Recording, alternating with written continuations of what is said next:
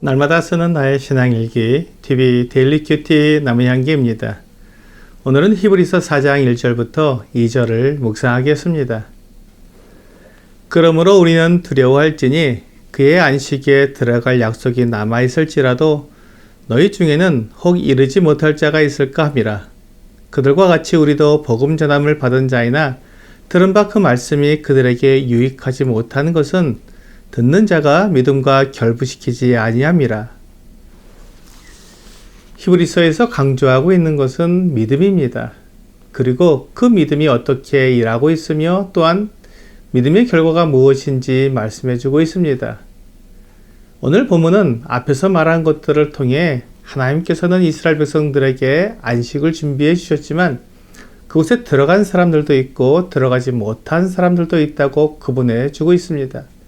그리고 그 안식에 들어가지 못한 사람들은 그 이유가 하나님의 말씀을 믿지 않았기 때문이라고 분명하게 말씀하고 있는 것입니다. 하나님께서 능력이 없어서 사람들을 구원하지 못하시는 것이 아니고 하나님께서 구원받는 길을 제한하셨기 때문에 사람들이 구원에 이르지 못한 것이 아니라 오직 하나님께서는 모든 사람들에게 복음을 전하시고 그들이 구원받을 수 있는 길을 보여주셨지만 사람들이 그 복음을 듣고도 믿지 않기 때문에 구원에 이르지 못한다고 말씀하시는 것입니다. 디모데전서 2장 4절부터 6절은 하나님은 모든 사람이 구원을 받으며 진리를 아는 데에 이르기를 원하시느니라. 하나님은 한 분이시요 또 하나님과 사람 사이의 중보자도 한 분이시니 그 사람이신 그리스도 예수라. 그가 모든 사람을 위하여 자기를 대속물로 주셨으니 기약이 이르러 주신 증거니라 라고 말씀하고 있습니다. 하나님은 모든 사람이 구원받는 것을 원하십니다. 그래서 하나님과 사람 사이의 중보자로 그 아들 예수 그리스도를 보내주신 것입니다. 하나님께서 계획하시고 사람들에게 약속하신 메시아를 하나님께서 계획하신 때가 되었을 때 정확히 사람들에게 보내주셔서 사람들과 하나님 사이를 잇는 중보자로 보내주신 것입니다.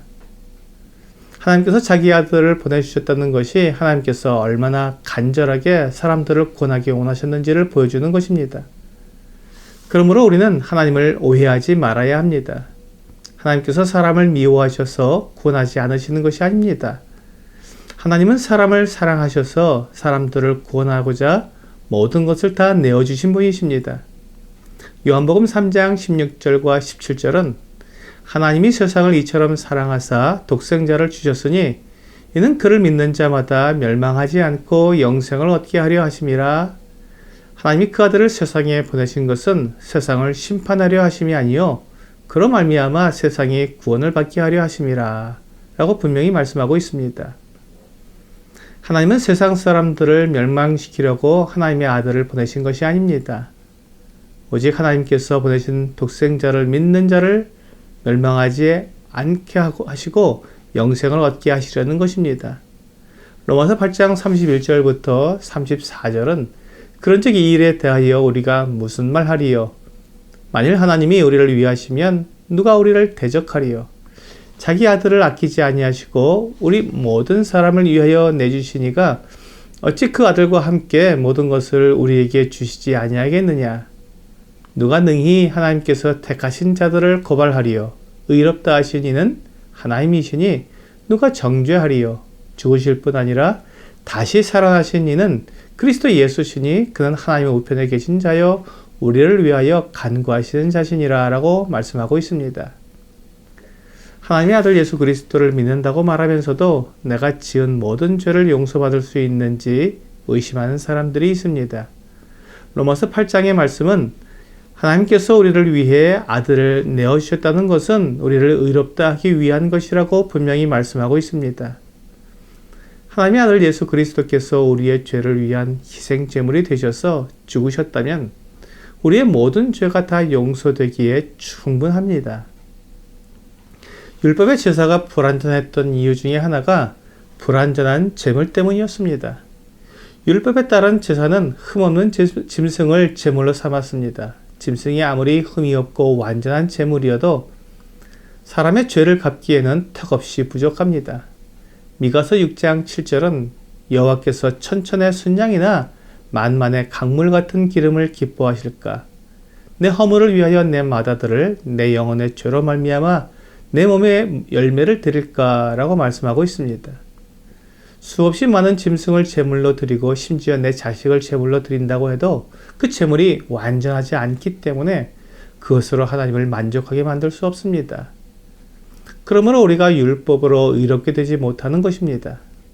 내가 율법을 완전하게 지키지 못하고 죄와 허물이 있을 때 하나님께 나의 죄를 용서받기 위해 제물을 가지고 나아가 제사를 드려야 하는데 그 제물이 완전하지 못하다면 내 죄를 완전히 용서받을 수 없게 되는 것입니다.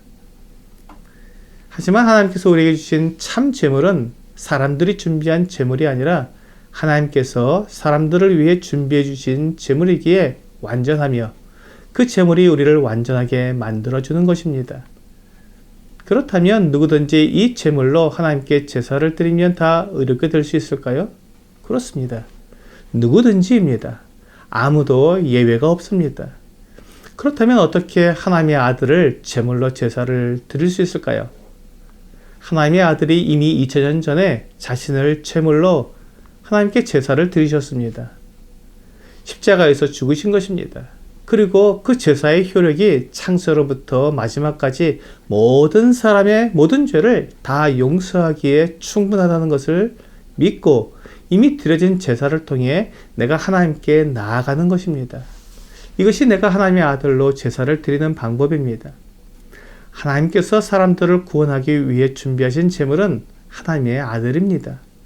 이보다 더 완전한 준비는 없으며 이보다 더 큰 사랑은 없습니다. 그리고 하나님은 이 놀라운 복음을 우리에게 전해주셨습니다. 그럼에도 사람들이 구원받지 못하는 이유는 그들이 그 들은 바 그 말씀을 믿음으로 받아들이지 않기 때문입니다. 하나님께서 우리를 위해 하신 일에 대해 들으면서도 어떻게 그런 일이 있을 수 있느냐고 말하며 그래도 내가 무언가를 해야 구원을 받는 것이지 어떻게 믿기만 해서 구원을 받을 수 있느냐고 말합니다. 하나님의 복음을 거절하는 것입니다. 요한복음 19장 30절은 예수께서 신포도주를 받으신 후에 이르시되 다 이루었다 하시고 머리를 숙이시니 영원히 떠나가시니라 라고 말씀하시므로 예수님께서 모든 구원의 길을 다 이루어 놓으셨다고 외치셨습니다.